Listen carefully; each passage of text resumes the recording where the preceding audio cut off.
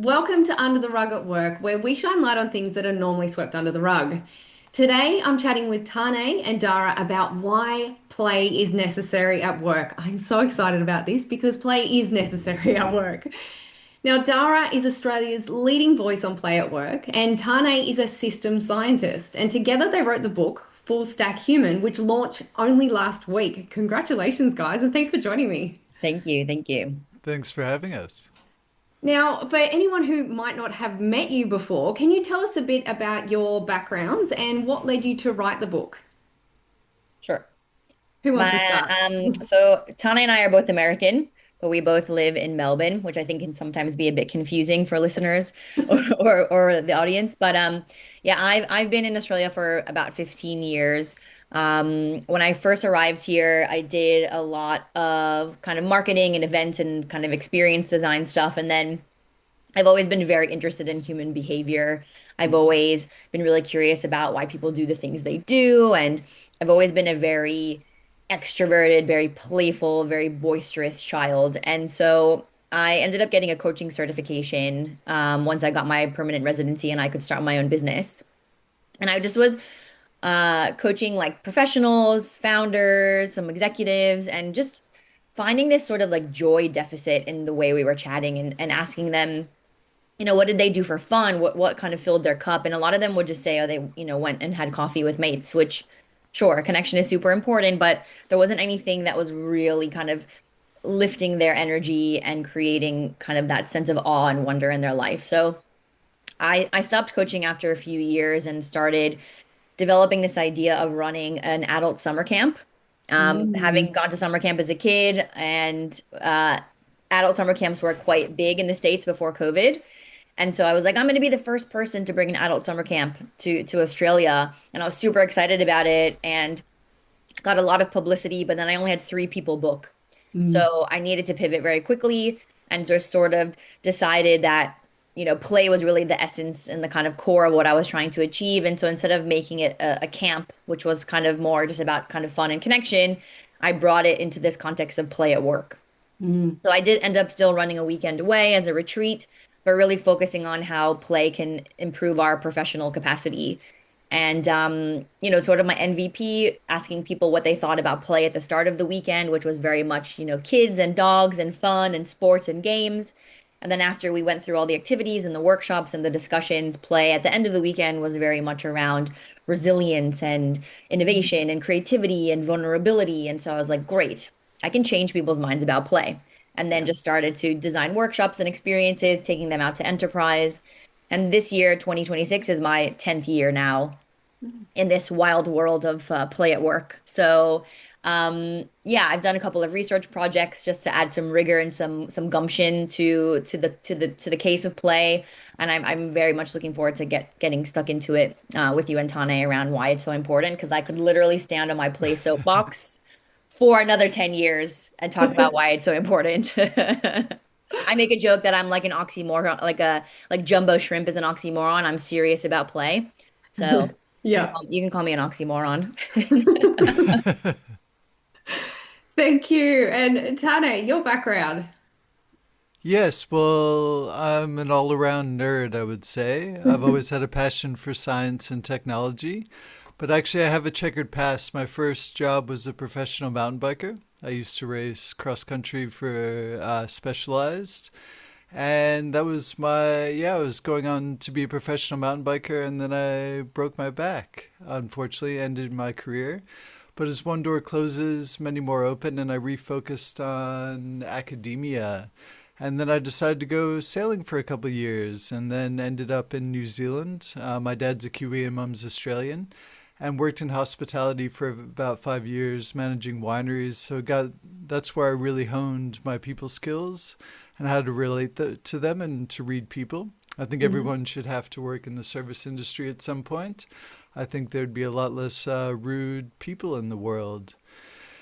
And then my decided I wanted to get back into academia, so I went into bioinformatics and cancer research. So using machine learning AI to scan through the code of life, DNA, really figure out what changes were causing cancer, and then work directly with clinicians here in Melbourne to improve patient outcome. And during that, I found out that I was relatively good at science communication. I got a little bit frustrated because scientists, let's be honest, a lot of them aren't the best communicators, especially when it comes to the general public. And so I really wanted to get these incredible ideas out there and innovations that were fundamentally changing essentially every industry in the world in which we live, work, and play.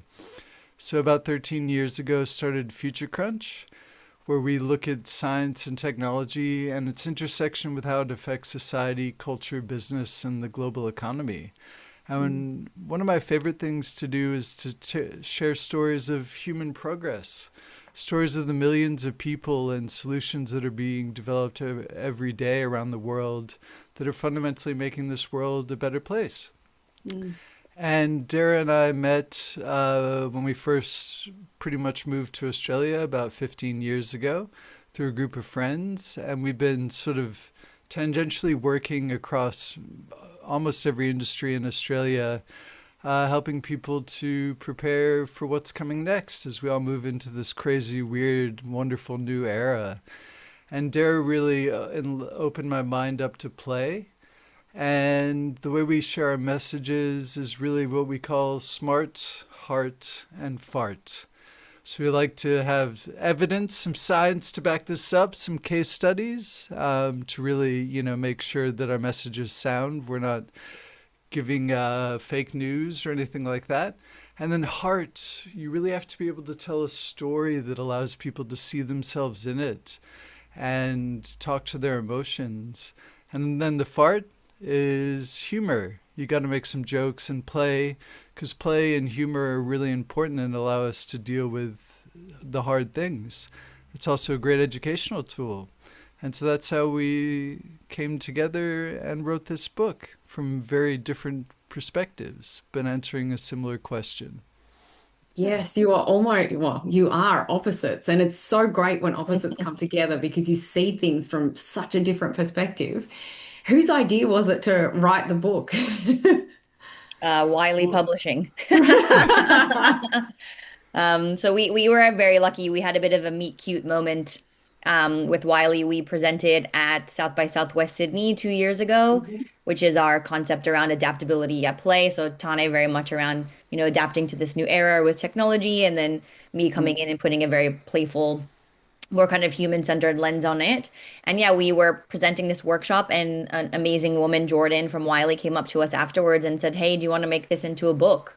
And we were Mm. like, "Yeah, for sure." That's great.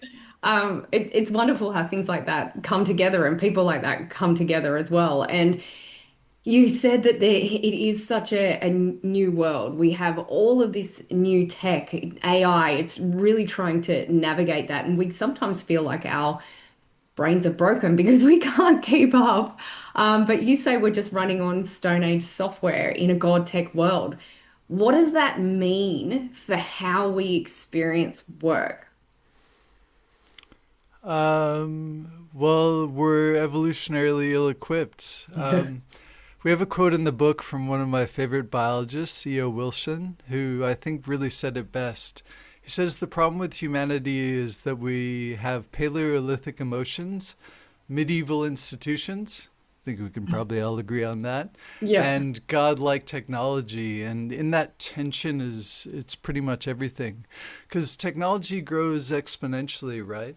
Mm. We've seen more progress in the last 100 years than we have in the previous 10,000. And the pace of change is only increasing. I mean, AI, you mentioned, has been the fastest and largest uptake of technology in human history. But our brains, here's the thing, they haven't had a meaningful update in tens of thousands of years. So the same neurological architecture designed to spot predators in the savannah and in the jungle now are trying to process endless notifications, Slack, WhatsApp, TikTok. Our inbox is overflowing. They're somehow sentient. It's like they got a life of their own. And of Mm. course, back-to-back video calls, and then the news cycle engineered to exploit our biases and really steal our attention. Mm. From an evolutionary perspective, we share about 99% of our functional DNA, our epigenetic, what genes are expressed with apes. and we share nearly half of our genes with bananas. Mm. And I know a few people are pretty bananas, but that's really besides the point. The point is your brain often can't tell the difference between a performance review and a saber-toothed tiger. But they both fire that same ancient alarm bell. And when that alarm is constantly going off, which for most of humanity it is, the parts of our brain built for creativity, connection, clear thinking, playful mindset, that simply goes offline. And Mm. so Dara and I wanted to point out we can't out machine the machines. And when we try, we lose the only real advantage we have, being genuinely, messily, authentically human. Mm. And so we really wanted to discuss that. And that's what the book is all about. Yeah. And it's so true. We get bombarded all the time and we wonder why we react the way that we do. I deliver a lot of training in workplaces and as you said, we can't tell the difference. Our brain can't tell the difference, especially when it happens between a physical and a psychological Mm. impact or threat. And it responds the same way. We can't we can't upgrade that. But it can create unsafe workplaces. And that's why I love what you've done and what you're doing is about understanding what's going on so that we can give ourselves and each other a break, so that we can understand it to help improve it. And play is a huge part of that, but it gets dismissed as a waste of time in most workplaces, or it's not even considered. Dara, what's the cost of that belief? Well, one thing that we've both recognized in dealing with organizations for over a decade is that it feels like everything is always high stakes all the time, especially now when it comes, every single industry is transforming, every single industry is going through change. There's so much pressure being put because of the rise of technology and AI that everything always just feels constantly high stakes. And again, building on what Tawny was talking about around our nervous systems cannot handle being in high stakes situations all of the time. And I mean, that's why we become frazzled and fried and, essentially burn out. So, the cost is just having a totally fried workforce. We talk about how when you think about the actual conditions of a workplace, the environment, the culture, the psychological safety, the permission piece, that's really where all of everything stems from that sort of soil, if you think about it, Mm, which then is going to either make or break people's capacity. And I mm, don't think a lot of people actually think about capacity and bandwidth as an energetic exchange. mm, Tani definitely has inspired me to be a bit more science driven. And so when we think about how energy is exchanged, energy is never just created, it's exchanged, it's transferred. So when we're pouring our energy into something like high stakes or high pressure or projects or whatever, and energetically we're not getting something back, whether that is validation or, some sort of like feeling of meaning or purpose, like it's one thing to get, a promotion or whatever that is, which we'll talk about achievement syndrome and how that relates to burnout. But, when we're not actually feeling intrinsically motivated, where something is feeling good just for the sake of it, so much of what we do at work is extrinsically motivated. We're waiting for someone to give us a pat on the back or give us our feedback or whatever it is. So that ability to fill our cup, we kind of talk about you end up with these teams of people who are just running around like sieves. Everything is just kind of leaking out of them as they're running around in these Yeah. high pressured situations, which then is going to affect their capability. mm, So we create these high pressure environments, which completely drains people's capacity and energy.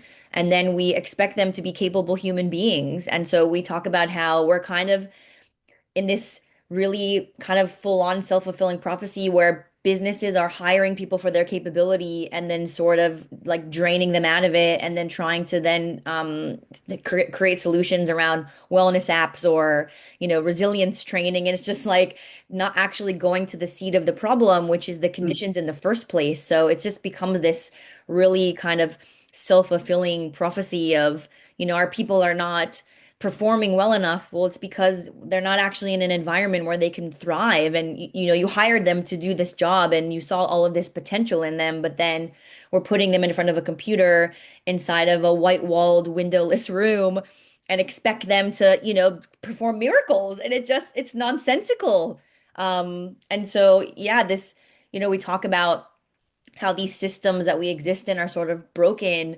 And that can also sometimes feel so overwhelming. So, how do we actually chunk this idea down from systems into conditions, into environment? Leaders Mm. have control over the environment that they create for their people, and to have this expectation where people are just going to arrive at this new era of technology with like bells and whistles on, being like, I'm so ready, let's do it. Everyone's like, oh shit, what do we do? You know what I mean? And so when leaders are not, when it comes to psychological safety, when leaders are not modeling fallibility, when they're not inviting participation, when they're not creating permission for people to try and fail and try again, this Mm. is why, we are in a burnout epidemic. Like the World Health Organization calls it a global, phenomenon.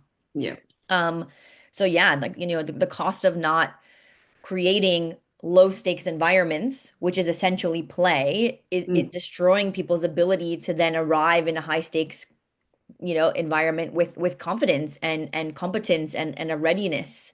So when we're not giving people the chance to practice these skills, Mm. how are they going to translate in real time when it's high stakes? So that's, I think, Yeah. when we think about play, how do we it's really creating low stakes opportunities for experimentation, trial and error, learning, etc. Yeah.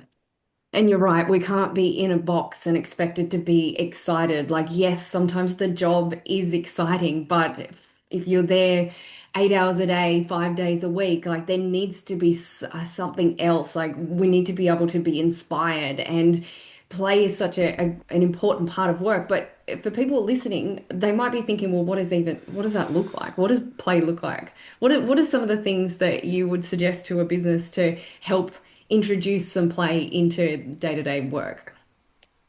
For For sure, the number one thing is around rituals, Yep. which are very different from habits. Habits are sort of habituated routines, things that kind of happen on a daily basis that don't actually create connection or new ways of thinking or anything like that. So rituals are really ways of spotting where the gaps are within a culture or a team or an organization, having real honest conversations about actually we have a real gap around imagination and creativity, Mm. or we have a real gap around proper connection and really kind of seeing each other and being able to have those honest conversations within teams, and then kind of working backwards and figuring out, well, what can we do to actually elevate that? And it's really, again, creating low stakes environments, and you get people to brainstorm as many ideas as possible and say, look, there's no limitation on cost or timing. Just let your brain go wild and let's try and figure out solutions, some how might we's, how might we be able to bring more imagination and creativity into the work we do,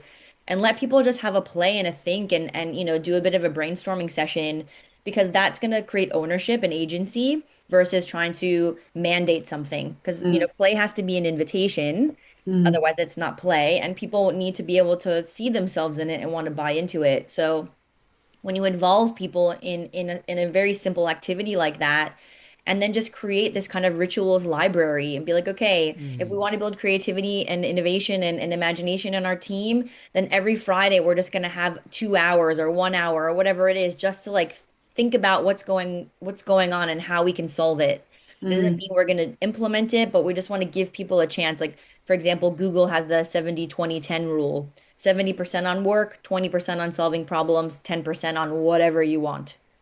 So just giving those actual like time and space yeah. to be able to do that. And it's not hard. I mean, people need to be able to want to implement it though. Like you can throw a bunch Yeah. of rituals into the air and hope that it sticks like spaghetti, but there needs to be people who are willing to participate. And so what I've done with clients in the past is, you have like a little rituals sort of committee, and it rotates. Two people take one quarter and then another two people take the next. And it's just like a shared way of the responsibility, not necessarily only falling on leadership or only Yeah. falling on the team, just Mm, finding ways where it creates a collaborative effort to like integrate those ideas. And then if one doesn't work, you toss it after a couple months or whatever and try something else. Like there's nothing that's set in stone. So I think it's just a matter of people willing to think about like what do we actually want to be elevating inside mm, of our team, and figuring out low stakes little ways. Like I had a girlfriend that was like, "Oh,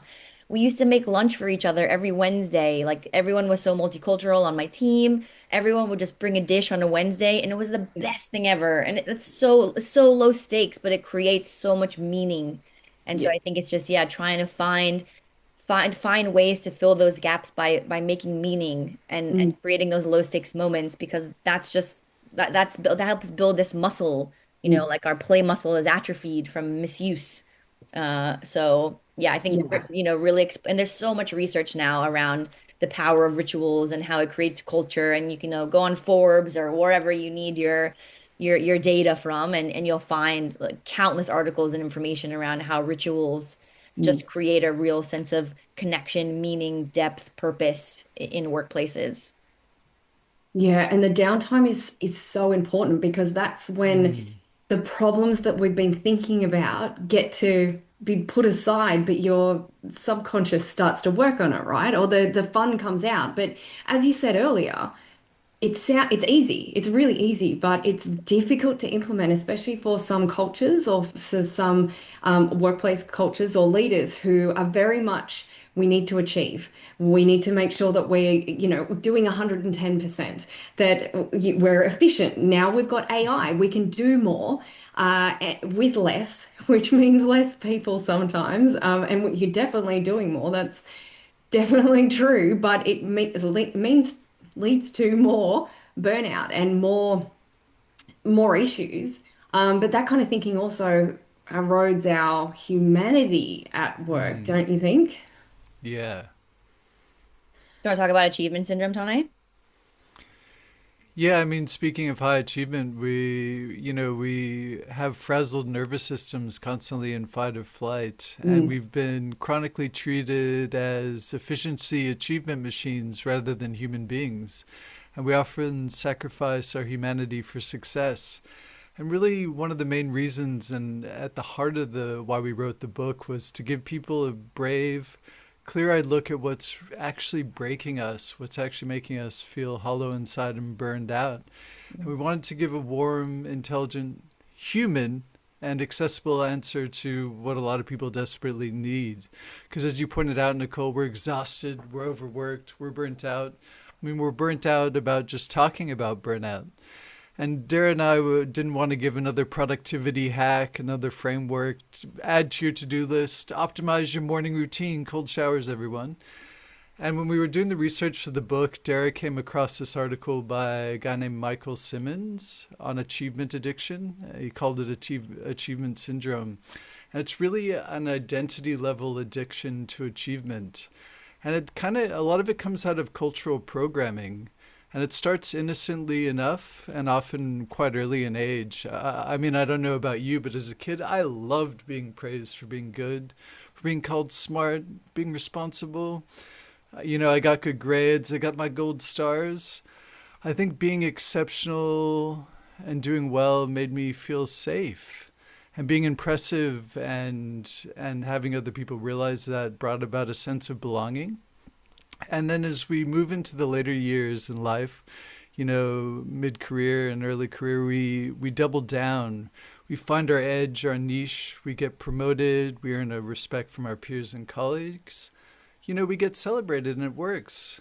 But the problem is we begin to fuse and build our identities around being capable, reliable, and efficient.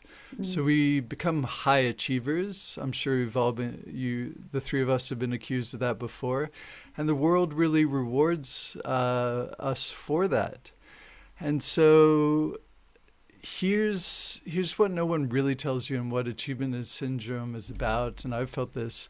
It's the more you succeed, the less it actually lands.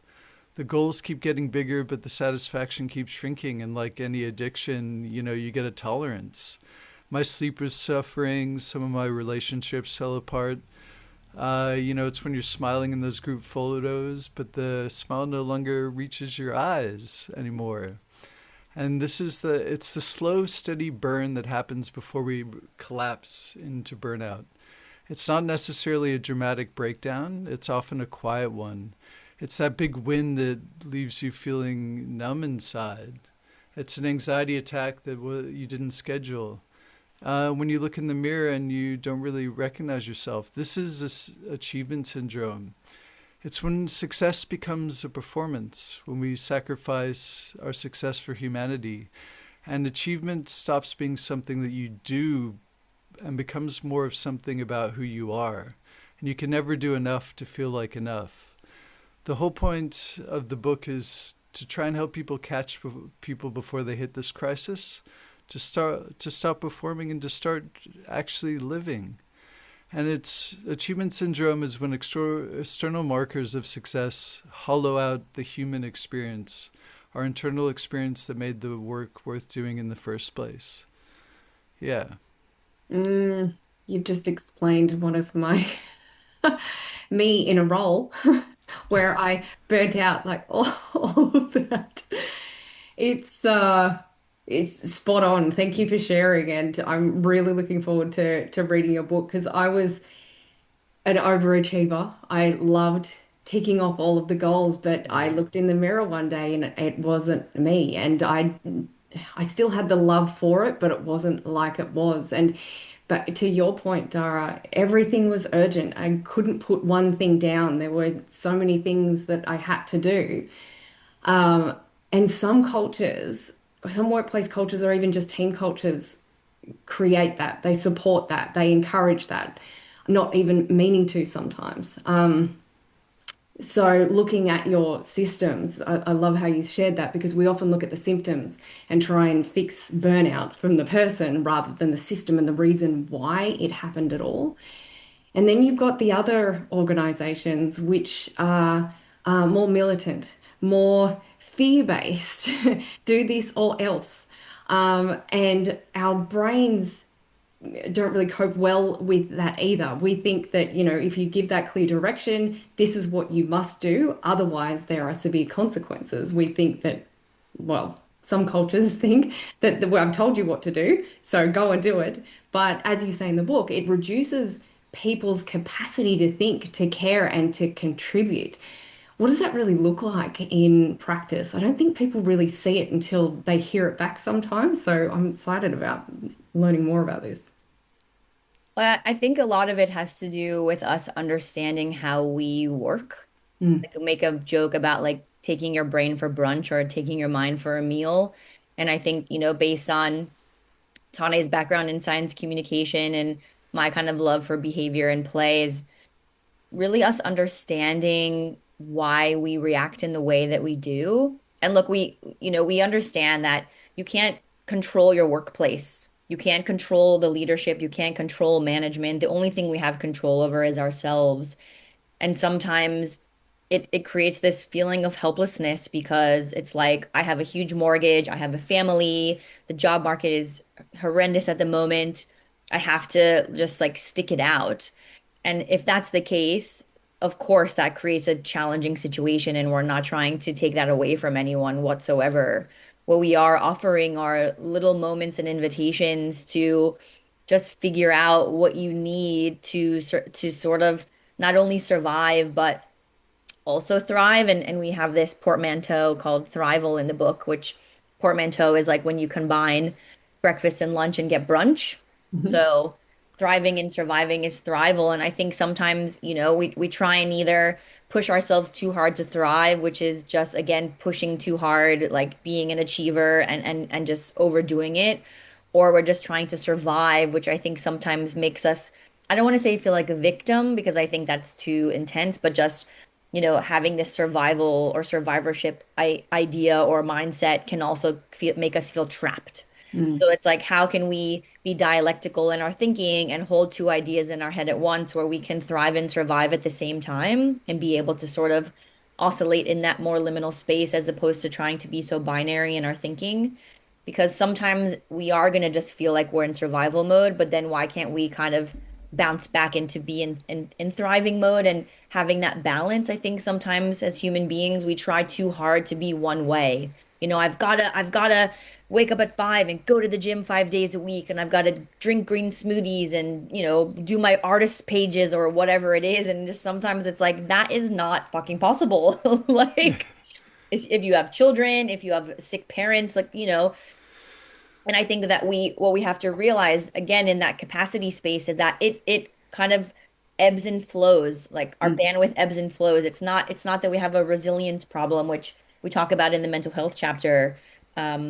And so it's just being compassionate to yourself and finding tiny little micro moments in your life where you can recharge and recover. Like oftentimes we label things as a discipline problem because why can't I stick to the gym or why can't I eat healthy? And it's not about discipline, it's about your bandwidth.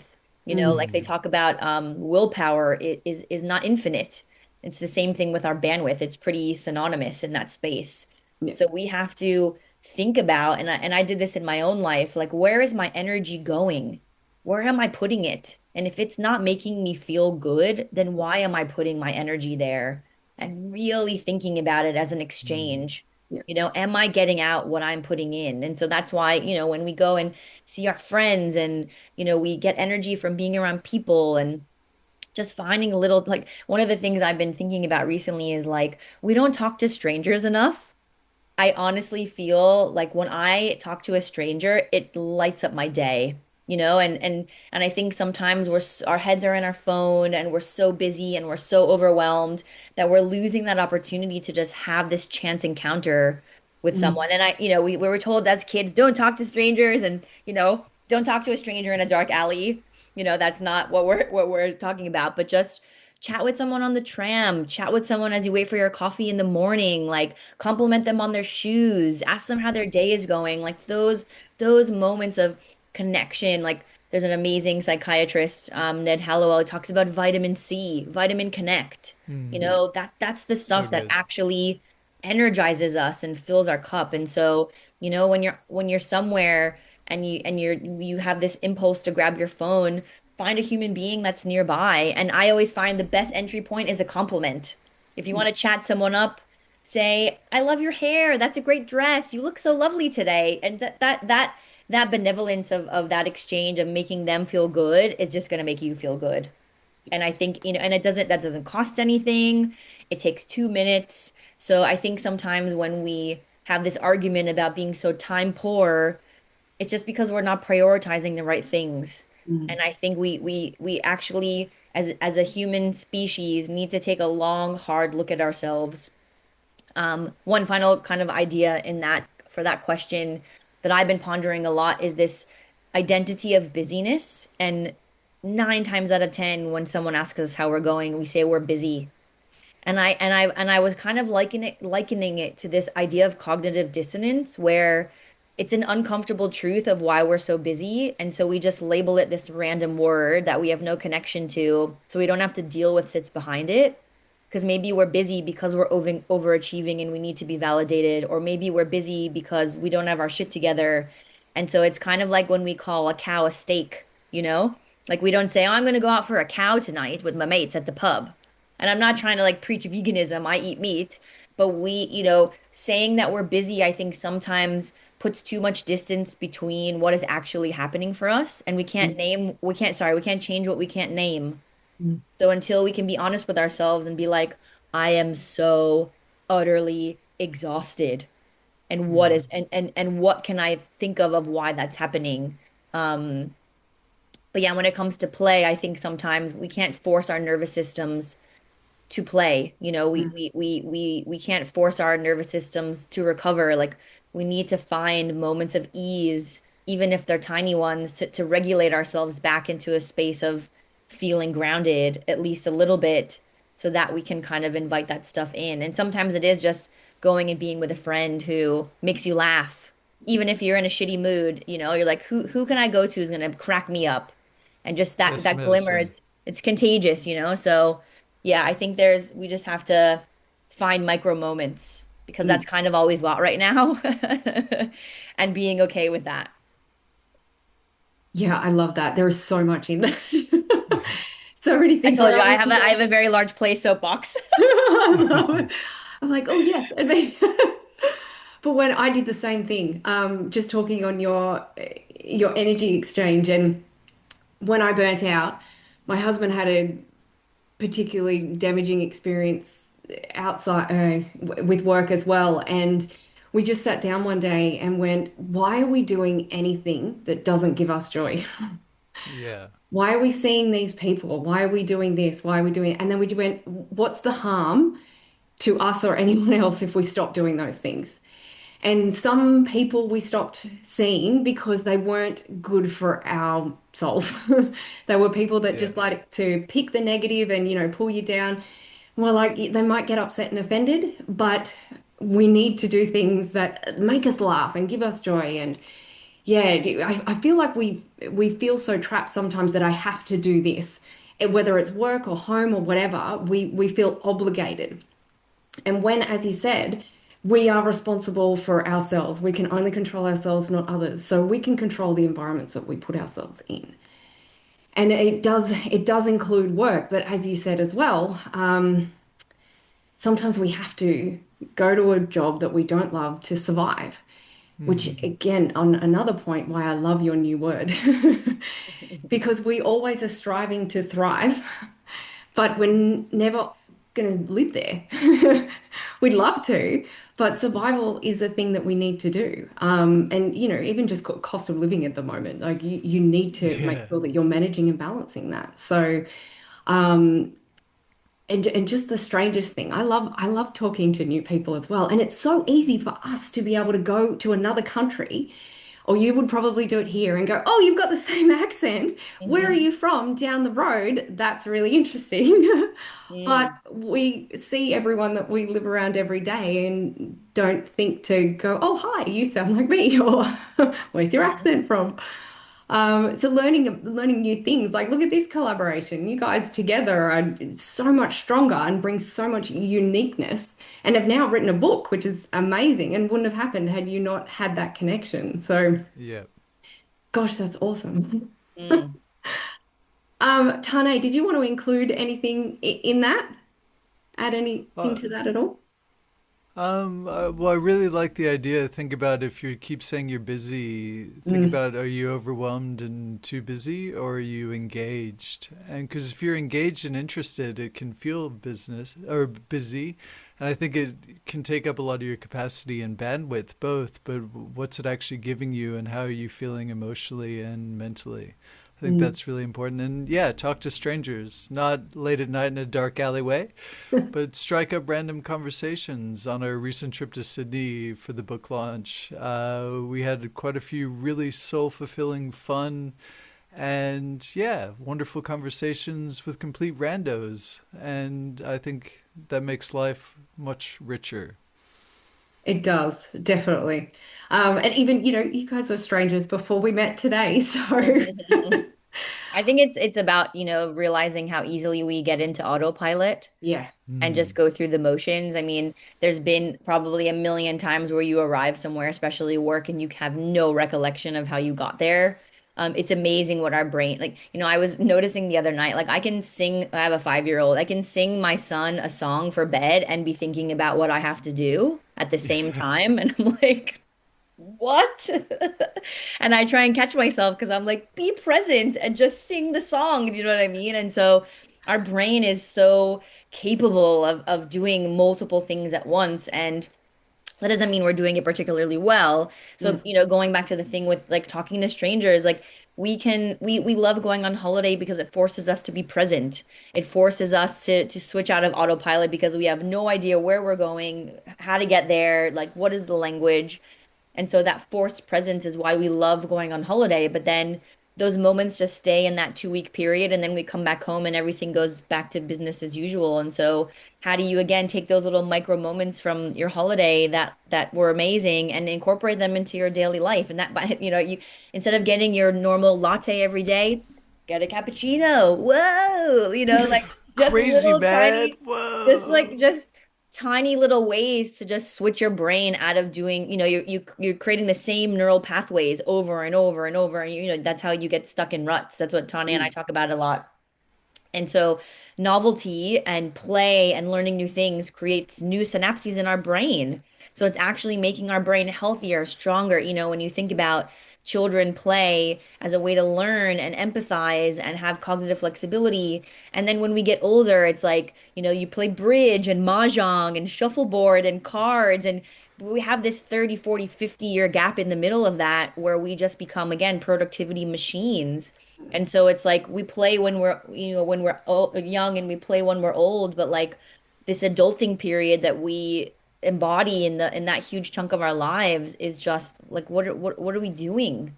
We need to like connect to our innate playfulness. Like Dr. Stuart Brown, who's amazing play researcher, he's in his early 90s exploring play for the last 60 odd years, talks about we're built to play and we're built through play. Yeah. And so we have to remember that we are playful beings, no matter, how long it's been buried under this idea of busy. And Mm. sometimes it is doing a bit of a play history for yourself. What did I like to do when I was a kid? Because sometimes people are like, I don't know what I want to do. I haven't felt joy or played in ages. Well, go back to when you were a kid. Did you like collecting things? Did you ride horses? Did you so, like, just finding those moments and adapting them to your adult life. It doesn't mean you have to collect pogs, from when if you were a kid and growing up in the 80s and 90s.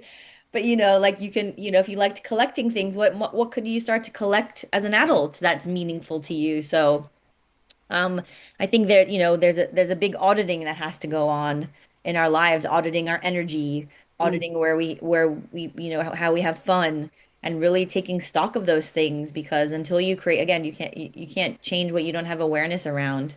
Yeah. And it takes a lot of, you know, wanting to have that shift in Mm. you. And again, we can't expect everything to change all at once. And I think sometimes we, everything everywhere all at once. And it's just like that's not how life actually works. Yeah. So we just have to Yeah. like take a breath and go, what's one tiny thing that I can do? Mm. Is a great starting point. Yeah. Mm. And as you said earlier, Nicole, auditing your relationships Mm. and really thinking about whether it's filling your cup up or is it putting holes in it and you're leaking like a sieve. And the same with technology. We use a lot of technology mindlessly Mm. and either just to placate ourselves or numb out or sometimes just getting addicted to whatever it might be. But that doesn't serve us. You often, get on TikTok or YouTube. Where did that 2 hours go? What? Wake up? That's Yeah. not giving you anything but uh, junk entertainment. Mm. And fear sells, right? So a lot of it is that, and a lot of it is untruth or half truth. So Mm, one thing we did is we turned off 10 years ago, we turned off the TV. nice. And it hasn't taken anything away from our life. We're able to focus now more on what we love and what we do. And we learn more and better when we play as well. And I think that's one of the benefits of owning your Mm, own business. And we have the Psychosocial Safety and Leadership Institute. And one of the things that we're doing is having those fun activities. Like one of our partners does mock court trials. So we're bringing members nice. together to actually learn and be in the court. You can be the judge, you can be the jury, you can be the person on trial. Like you would learn way more than reading a media release or, reading something that comes out there. But even we've already organized the Christmas party because you've got to have something to look forward to. And we're doing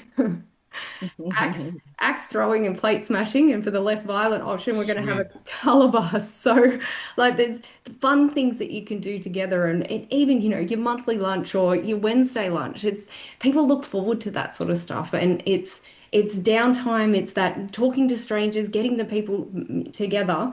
And you may not know everyone in your organization. So it's opportunities like that that gives the benefit to be able to do that. And I'm loving this conversation. I know it could go on forever. But what's one thing that leaders or individuals can do differently to stay human without burning out trying to survive these Stone Age systems? Oh, the one thing that's a hard question. I can go first if you want, Dara.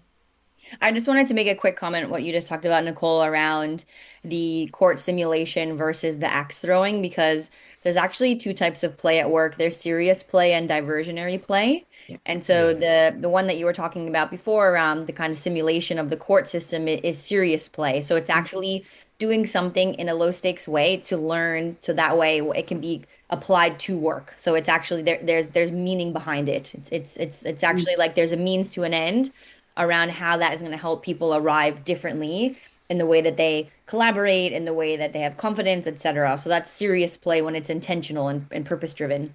The Hmm. axe throwing, the plate smashing, that's diversionary play, which is actually this moment of time where you're trying to kind of take people outside of work to clear their head, to have a moment of connection. It doesn't really have a lot of meaning behind it, except to kind of bring people together, but there's no real translation necessarily into the workplace. And I think sometimes businesses get too stuck on diversionary play. They Mm. get too stuck on the ping pong table or the escape rooms or whatever that is. And again, it's a great thing to be able to do once in a while because it just builds that camaraderie. But then what's really lacking is the integration piece. So you can go and give people this great time and they're laughing and connecting, and then you throw them back at their desk for 8 hours a day, 90,000 hours in their lifetime. And it's just like that disconnect is jarring, right? But when you actually have intentional play, which is my business is Culture Hero, we use a lot of improvisation, a lot of like storytelling and things like that, where there's kind of a purpose behind it. So we're giving people this experience to instead of reading a manual about how to be curious or having 75 slides about it, we play curiosity games and we have curiosity discussions, and so you're giving that felt experiential learning, Mm. which is more in that serious play column. So I liked that you threw those two out there because I think it's so important to make that distinction because I think play just gets lumped into this Mm. one concept when actually there's two really main streams that we can go down in an organization, and a lot of times it's too much in the diversionary camp, and Mm. that's why it seems frivolous and distracting because it's a diversion outside of like we're not going to work anymore because it's too intense, let's go play build spaghetti towers.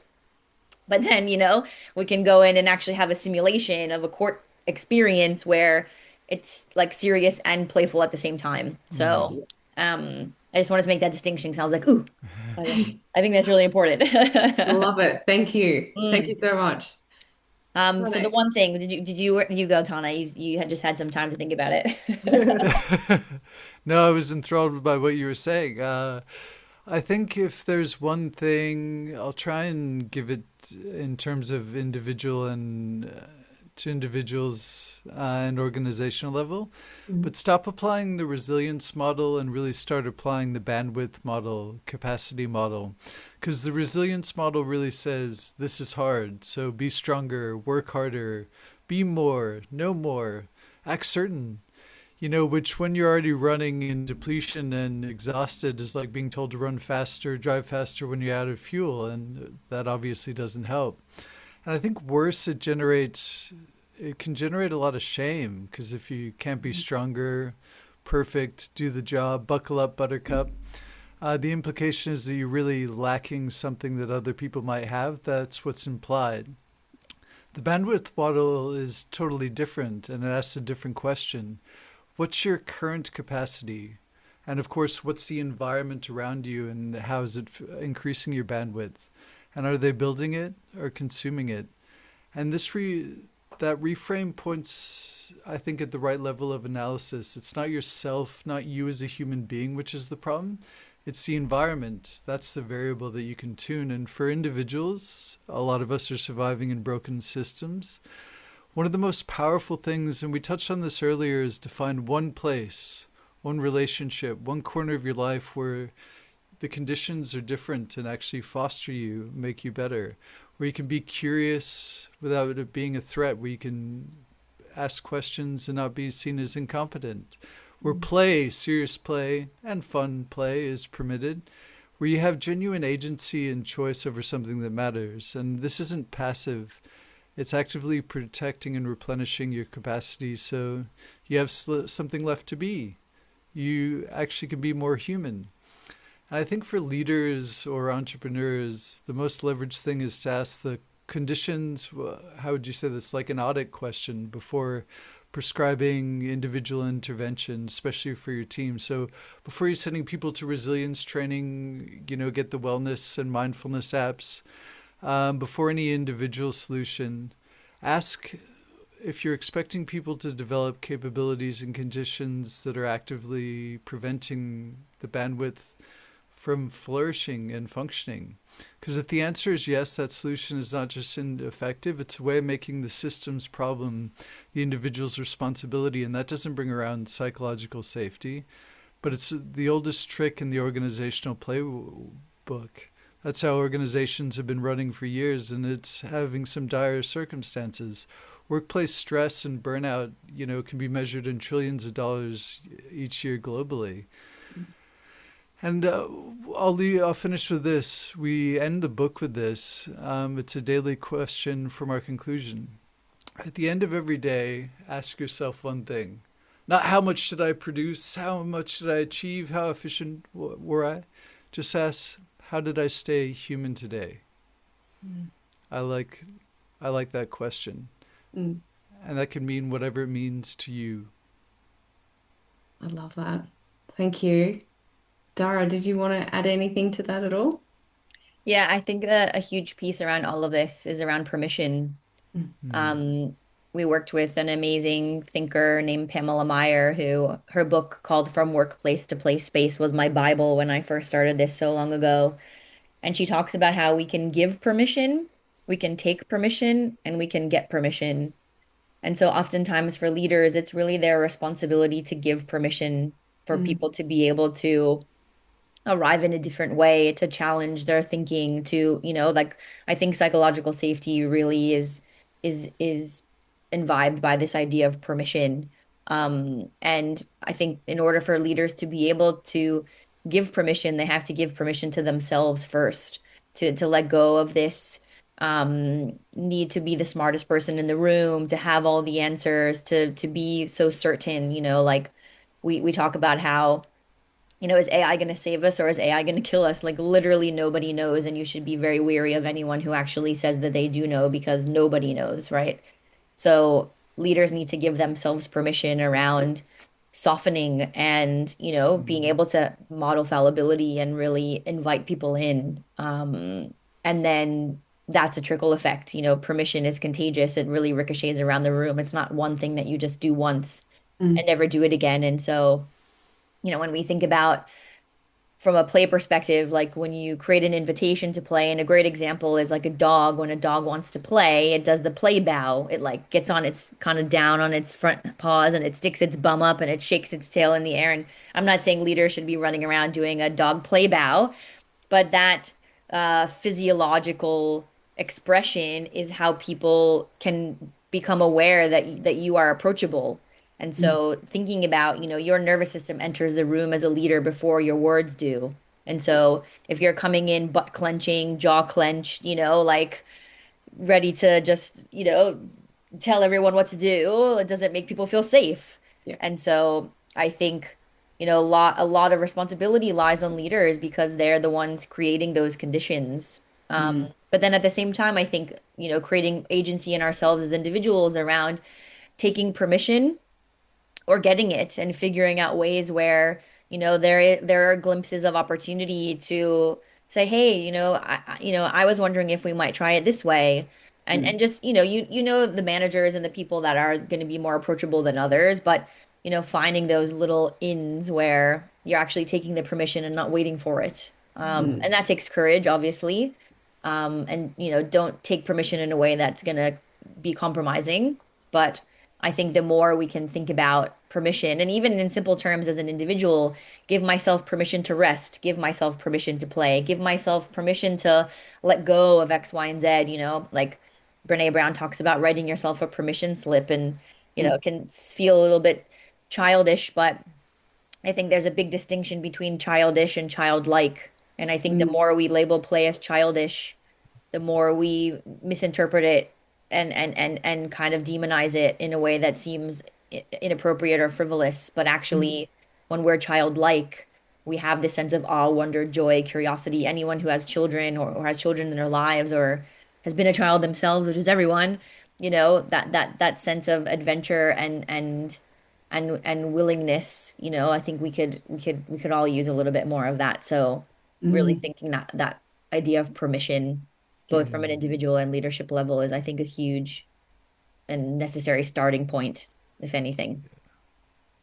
I love that. Give yourself permission and use the bandwidth model. We could honestly continue to talk for hours, but I know people will want to connect with you to learn more and also find out more about your book. What's the best way for them to do that?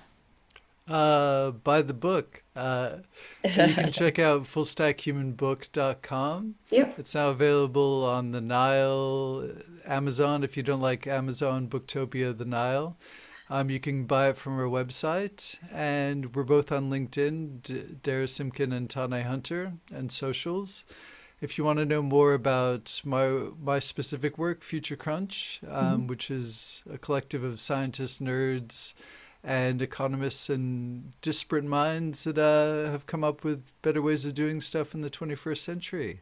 So, And yeah, and for the, Culture Hero, I do learning and experience design. So if you are curious about the ritual piece or wanting to shape the conditions of your business in a different way, we do that as well. So check us out. yeah, There's a free assessment on our Full Stack Human book website. So again, the last thing we want to do is overwhelm people. And inside the book, what we didn't mention is there's actually 5 capabilities, which we really feel embody this idea of a full stack human, which is serious play, strategic hope, intelligent optimism, radical curiosity, and embodied adaptability. And Mhm. so we've created a free assessment tool where you can actually go in, answer a bunch of questions, and then figure out which capability is sort of your stretch zone. So then instead of feeling like you have to jump into the book and read the whole thing, you can actually just go, oh, okay, I'm a little bit low on strategic hope. I'm going to really look at the strategic hope chapter because every chapter, again, has all these try this. So you can Yep. go in and actually have these little micro moments that we've been talking about and Mhm. actually use them. So the last thing we want to do is talk about overwhelm and then overwhelm. yeah, So we have created this assessment tool, but yeah, we hope people enjoy the book. You can get it Dimmicks readings if you're a bricks and mortar kind of person like Tane and I. We love going to bookstores. So if you're yeah. not, if you want to, go and check it out and hold it in your hands, it's all in all, and it's in the airport too. So if you're traveling for business, you can find us in the new releases. So we're around. You can find us. Yeah. Fantastic. And I will include all of those links, including the website and the assessment in the show notes. But thank you so much for Thank coming on, you. for sharing your wisdom. And for listeners, if you found this conversation valuable, please subscribe and share it. We'll see you next time on Under the Rug at Work, where we continue to shine light on issues that are too often overlooked.